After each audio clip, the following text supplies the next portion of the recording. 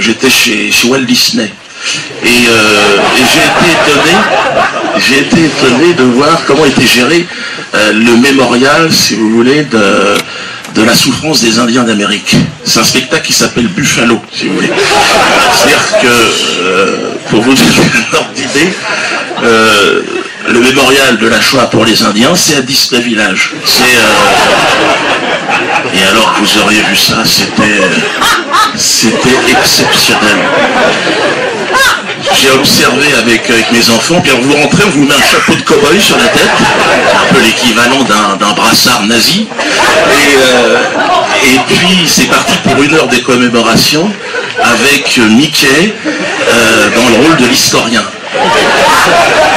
Et là, vous avez pendant 1 heure, et puis la force de Disney, je dirais, c'est vous n'avez pas le poids de la culpabilité, du tout. Pas du tout. Vous avez même à un moment donné envie de participer au massacre. On aurait donné une chaussure,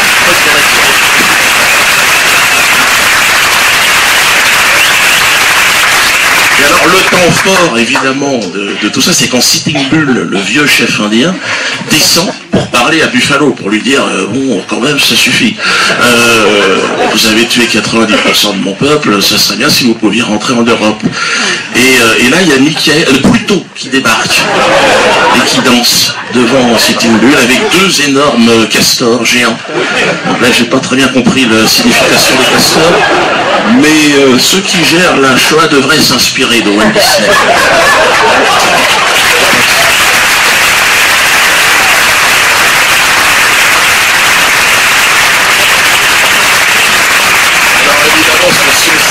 Ces éternels pleurnichards qui voudraient nous donner aujourd'hui des leçons de droits de l'homme et tout cela. Je pense que beaucoup de gens aujourd'hui ne sont plus dupes et observent. Je crois qu'Internet est la véritable révolution, celle qui n'avait pas vu arriver.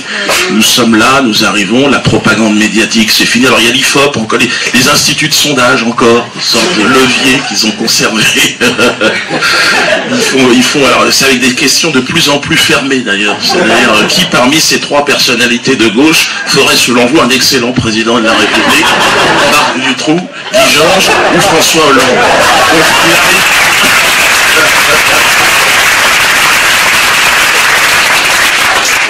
Il peut quand même arriver en tête, mais de justesse devant Guy Georges. On est aujourd'hui face à la fin du mensonge absolu d'une société, et c'est fou de voir que pour faire rire les gens aujourd'hui, il suffit juste de dire la vérité. C'est tout.